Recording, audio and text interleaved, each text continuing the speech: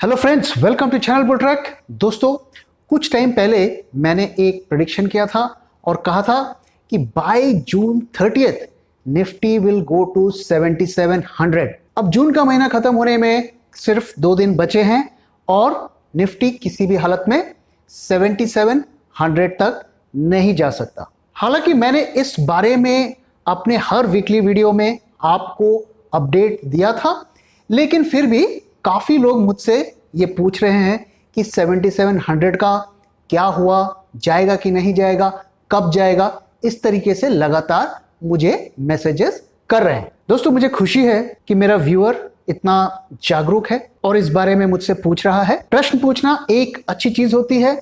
और दोस्तों, मेरे पास ना तो पुलिस है, ना सीबीआई है, ना आर्मी है, ना ईडी है। आप मुझसे क्वेश्चन पूछ सकते हैं, लेकिन चैनल में जो भी कुछ बोलते हैं वो डेटा के बेसिस पे बोलते हैं, फैक्ट्स के बेसिस पे बोलते हैं और रिसर्च के बेसिस पे बोलते हैं। आपने नोट किया होगा कि हमारे चैनल पे हम किसी भी तरीके का अभी तक प्रमोशंस नहीं करते हैं।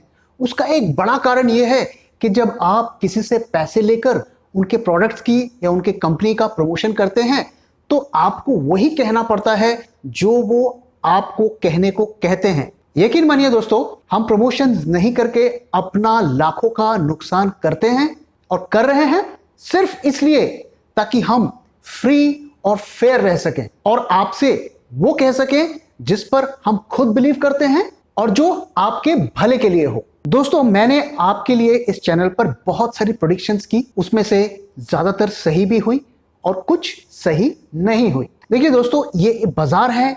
बाजार का ये कैरेक्टर होता है कि वो हर किसी को कभी ना कभी गलत साबित कर देता है। अब मेरा क्या व्यू है 7700 के ऊपर? क्या मैं अभी भी बिलीव करता हूं कि निफ्टी 7700 पे जाएगा? इस बारे में बात करने से पहले मैं आपसे यह शेयर करना चाहता हूं कि मैं 7700 के लेवल्स का प्रेडिक्शन किस बेसिस पे किया, क्योंकि आपका यह हक बनता है कि आप जाने कि मैंने किस बेसिस पर यह प्रेडिक्शन किया है। दोस्तों, फाइनेंशियल मार्केट्स के अब 100 से भी ज्यादा साल हो चुके हैं और अगर मार्केट की हिस्ट्री में आप जाएंगे और पास्ट के इवेंट्स को स्टडी करेंगे तो आप पाएंगे कि बेयर मार्केट का एक डेफिनेट पैटर्न होता है। जिस तरीके से बेयर मार्केट इवॉल्व होता है और खत्म होता है, और वो बेयर मार्केट का क्या पैटर्न है वो मैंने आपसे पहले भी कई बार शेयर किया है। सबसे पहले बाजार एक पीक बनाता है, ऑल टाइम हाई बनाता है। इसके बाद उसमें एक क्रैश होता है जो कि करीब करीब 30% का या उससे ज्यादा का होता है। उस 30% के बाद एक रैली होती है या एक काउंटर रैली होती है। उसके बाद वापस से बेयर मार्केट रिज्यूम होता है, जिसे हम सेकेंड वेव ऑफ फॉल कहते हैं। तो बेयर मार्केट का ये कैरेक्टरिस्टिक होता है कि बेयर मार्केट में समय समय पर छोटी बड़ी रैलीज होती रहती हैं और कई दफे बेयर मार्केट की रैलीज इतनी स्ट्रॉन्ग और पावरफुल होती हैं कि वो एक बुल मार्केट का भ्रम पैदा कर देती है। तो जो बेयर मार्केट्स होते हैं वो 9 मंथ से लेके 3 इयर्स तक हो सकते हैं इनका ड्यूरेशन। और इन बेयर मार्केट्स में जो प्राइस का करेक्शन है वो ऑल टाइम हाई से 30 से 60% तक का हो सकता है। आइए हम थोड़ा समझते हैं कि बेयर मार्केट किस तरीके से इवॉल्व होता है। सबसे पहले ऑल टाइम हाई बनता है। ऑल टाइम हाई के बाद एक प्रॉफिट बुकिंग का दौर चलता है जिसमें वो लोग अपने शेयर्स को एग्जिट करते हैं जिन्होंने क्रैश होने से पहले पोजीशन बनाई थी। तो एक तरीके का छोटा मोटा पैनिक बनता है और लोग जल्दीबाजी में अपने स्टॉक्स को एग्जिट करते हैं। तो इस तरीके से एक पहला फॉल बनता है या पहला वेव ऑफ फॉल बनता है। इसके बाद एक टेम्पररी बॉटम बनता है। टेम्पररी बॉटम बनने के बाद वो लोग एंटर करते हैं जो काफी टाइम से वेट कर रहे थे कि थोड़ा बहुत करेक्शन हो तो वो एंटर करें, और साथ में एक शॉर्ट कवरिंग का दौर चलता है जिसकी वजह से एक रैली होती है या काउंटर रैली होती है या बेयर मार्केट रैली होती है। ये रैली 33 to 63% रिट्रेसमेंट कर लेती है अपने पिछले फॉल का। तो अगर 1000 पॉइंट का फॉल हुआ है तो ये रैली 330 यानी 330 से लेके 660 पॉइंट्स तक की हो सकती है। इस रैली के कंप्लीट होने के बाद एक सेकंड वेव ऑफ फॉल शुरू होता है। वो वेव ऑफ फॉल इसलिए आता है क्योंकि तब तक कंपनीज के रिजल्ट्स आने शुरू हो जाते हैं, जो भी फाइनेंशियल क्राइसिस है उसके वजह से कंपनी के परफॉर्मेंस खराब हो जाते हैं, कंपनी के प्रॉफिट्स डिक्लाइन होते हैं और इससे रिलेटेड सारी न्यूज मार्केट में आने लगती है, जिसकी वजह से एक नया पैनिक क्रिएट होता है। इसके बाद एक और काउंटर रैली शुरू होती है या एक और बेयर मार्केट की रैली शुरू होती है, जो फिर से 3 वीक से लेके 6 मंथ तक के ड्यूरेशन की हो सकती है। और वंस अगेन जो पिछले फॉल की 33% से लेके 66% तक का रिट्रेसमेंट हमें दिखा सकती है। तो एक बार फिर यह रैली एक भ्रम पैदा करती है कि बॉटम आ गया है, नया बुल मार्केट स्टार्ट हो गया है। और उसके बाद बेयर मार्केट का एक फाइनल लेग ऑफ फॉल शुरू होता है, जब बड़ी मात्रा में लोगों की नौकरियां जा रही होती हैं, कंपनी डिफॉल्ट कर रही होती हैं, कंपनियां बंद हो रही होती हैं, ब्रोकर सुसाइड कर रहे होते हैं, जैसा कि हमने 2008 के बेयर मार्केट के आखिरी लेग में देखा था। जो नॉन परफॉर्मिंग कंपनीज हैं वो बंदी के कगार तक आ जाती हैं। सो एक तरीके से पूरे माहौल में सिर्फ पैनिक ही पैनिक दिखता है और स्टॉक्स उस टाइम पे इतने सस्ते हो जाते हैं, लेकिन फिर भी लोगों के पास हिम्मत नहीं होती है कि वो उनमें इन्वेस्ट कर सके, क्योंकि उनके पास जो भी पैसा होता है वो उन्हें बचा के रखना चाहते हैं। अब मैं आपको दिखाता हूं कि 2000 के क्रैश में किस तरीके से मार्केट ने बिहेव किया था। अगर आप देखें तो उसी तरीके का पैटर्न आपको चार्ट पे दिखेगा, और अगर आप 2008 का क्रैश देखें तो वंस अगेन आपको उसी तरीके का पैटर्न देखने को मिलेगा। तो अगर आप आज का दौर देखें तो अभी हमने सिर्फ पहला लेग ऑफ फॉल को कंप्लीट किया है, उसके बाद एक काउंटर रैली या बेयर मार्केट रैली चल रही है, जो कि 6 महीने तक चल सकती है as per the performance of past bear markets. तो सूनर और लेटर मार्केट को उस लेवल तक जाना है जहां से वो उसने रिबाउंड किया था। यानी जो पहला बॉटम बना था वो 7500 के आसपास बना था, तो मार्केट को वापस से उस लेवल तक आना है, और न सिर्फ उस लेवल तक आना है बल्कि उससे नीचे भी जाना है।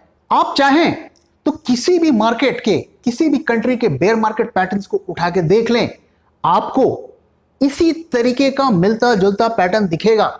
हां, उसका टाइम फ्रेम, उसका मैग्नीट्यूड चेंज हो सकता है, लेकिन मोर और लेस पैटर्न इसी तरीके का होगा। बात करते हैं कि इस वक्त मेरा 7700 के लिए क्या व्यू है। मैं अभी भी बिलीव करता हूं कि markets will go back to 7700 levels. मैं नया टाइम फ्रेम अभी आपको नहीं बताऊंगा, वो जब सही मौका आएगा तो मैं आपसे शेयर करूंगा, लेकिन मैं अपने व्यू में कायम हूं कि ये बाजार वापस से नीचे जाएगा। अब आप में से कुछ लोग कहेंगे कि ये तो बाजार नए नए हाई पे जा रहा है और ये बंदा अभी भी बियरिश की बात कर रहा है, ऐसा क्यों? मैं आपसे इसका कुछ रीजंस शेयर करता हूं। अगर आप निफ्टी का पैटर्न देखें डेली चार्ट पे, तो ये एक राइजिंग वेज पैटर्न बना रहा है। राइजिंग वेज पैटर्न ऐसा होता है कि आप एक ऊपर के ट्रेंड लाइन बनाते हैं और प्राइस के नीचे की एक ट्रेंड लाइन बनाते हैं, और वो आगे जाकर एक पॉइंट पे दोनों ट्रेंड लाइन मिलते हैं और वेज का डायरेक्शन ऊपर की तरफ होता है। ये एक बेयरिश पैटर्न है। इसमें ऊपर के ट्रेंड लाइन में प्राइस 3 बार टच करती है और नीचे भी करीब 3 बार टच करती है, और आखिरी बार जब वो नीचे के ट्रेंड लाइन को टच करती है और उसे ब्रेक डाउन करती है, तभी फॉल शुरू होता है। अगर आप इस पैटर्न को देखें तो ये राइजिंग एज पैटर्न है, और आप देखिए 3 बार ऊपर के ट्रेंड लाइन को टच करता है, 3 बार नीचे के ट्रेंड लाइन को टच करता है, और फाइनली जो है फिर उसका ब्रेकडाउन होता है और उसके बाद करेक्शन शुरू होता है। अब मैं आपको एक राइजिंग वेज का रियल लाइफ एग्जांपल दिखा रहा हूं। ये यूनाइटेड स्पिरिट्स का चार्ट है, और देखिए लगभग उसी तरीके का पैटर्न बन रहा है, और जब पैटर्न में ब्रेकडाउन होता है तो उसके बाद एक डीप करेक्शन हमें देखने को मिलता है। इसके अलावा कुछ और टेक्निकल इंडिकेटर्स हैं जो बियरिश रीडिंग्स दे रहे हैं या ओवरबॉट रीडिंग दे रहे हैं। उसमें से एक इंडिकेटर मैंने आपको पिछले वीडियो में शेयर किया था, मैक्लेलान इंडिकेटर। ये मैंने आपसे शेयर किया था, और इसमें हमें प्राइस वर्सेस इंडिकेटर में एक स्ट्रॉन्ग डाइवर्जेंस देखने को मिल रहा था। यहां तक कि आप अगर डेली चार्ट्स में MACD भी देखेंगे तो वहां पर भी हमें डाइवर्जेंस दिख रहा है। इसके अलावा कुछ अगर फंडामेंटल रीजंस की बात करें तो सबसे पहले अनएम्प्लॉयमेंट की बात करते हैं। अगर अनएम्प्लॉयमेंट का डेटा आप देखेंगे तो मार्च के महीने में जो अनएम्प्लॉयमेंट था 8.7% था, जो कि बढ़ के अप्रैल मई में 23.5% हो गया। आज हम इस दौर में जी रहे हैं जहां पे जो लोग नौकरी करते हैं उनमें से कितने लोग ये कह सकते हैं कि उनकी जॉब सिक्योर है और उन्हें नौकरी का कोई डर नहीं है। अगर आप कॉर्पोरेट सेक्टर में काम करते हैं तो आप मुझे कमेंट करके बताइए, क्या आप अपने नौकरी के लिए सेफ फील कर रहे हैं? अगर आप सेफ फील कर रहे हैं तो ये बहुत खुशी की बात है और आप ये इंफॉर्मेशन हम सबसे शेयर करिए। अगर आप मैन्युफैक्चरिंग और सर्विसेज का डेटा देखेंगे तो उसमें भी काफी ज्यादा डिक्लाइन है। हालांकि मई के महीने में मार्जिनल इंप्रूवमेंट है, लेकिन फिर भी वो हिस्टोरिक लो लेवल पर हमें दिखा रहा है। जैसा कि मैंने आपको पिछले वीडियोस में बताया कि तीनों रेटिंग एजेंसीज ने इंडिया को डाउनग्रेड कर दिया है, तो ये एक चिंता की बात है। IMF ने फोरकास्ट किया है कि इंडिया की GDP 5% से कॉन्ट्रैक्ट करेगी। कोरोना के केसेस के बारे में आपको बताने की कोई जरूरत नहीं है, आपको पता है कि इस तरीके से सिचुएशन खराब होती जा रही है। अब तो सिचुएशन ये आ गई है कि कई स्टेट्स में लॉकडाउन को बढ़ा दिया गया है, इंडियन रेलवेज की ट्रेन सर्विस को भी कैंसिल कर दिया गया है। अब अगर आपको इस वक्त कोई पॉजिटिविटी दिख रही है, कोई अच्छी चीज दिख रही है, तो प्लीज हमसे शेयर करिए। आप ज्यादा से ज्यादा ये कह सकते हैं कि वर्स्ट इज ओवर, लेकिन आपके पास क्या कोई डेटा है ये दिखाने के लिए या बताने के लिए कि वर्स्ट इज ओवर? क्या किसी इंस्टीट्यूशन ने या किसी रिनोड इकोनॉमिस्ट ने ये बोला है कि वर्स्ट इज ओवर? और अभी तो असली खेल होना बाकी है। जब अगले क्वार्टर की कंपनी के रिजल्ट्स आने शुरू होंगे, जब EMI की जो छूट मिली हुई है वो खत्म होगी, तब हमें असली पिक्चर पता चलेगी। अब आप कहेंगे लेकिन बाजार तो चढ़ रहा है। जी हां, बाजार चढ़ रहा है और बाजार के चढ़ने का सिर्फ एक ही कारण है, प्योर लिक्विडिटी। कहीं से पैसा आ रहा है और वो बाजार में लग रहा है। वो लिक्विडिटी कब तक रहेगी हम कह नहीं सकते। हो सकता है अगले हफ्ते खत्म हो जाए या उसके बाद वाले हफ्ते में खत्म हो जाए, और उसके बाद क्या? अब इतने सारे नेगेटिव फैक्टर्स के बावजूद भी अगर बाजार चढ़ जाता है, न्यू हाइस को टच कर लेता है, तो ये मेरे समझ और मेरे लॉजिक के परे है।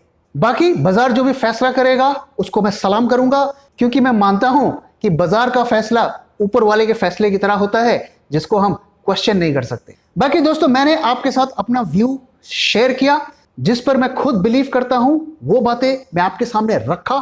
कौन सही है कौन गलत है ये तो आने वाला वक्त ही बताएगा। तो दोस्तों इस वीडियो को यहाँ पे खत्म करता हूं।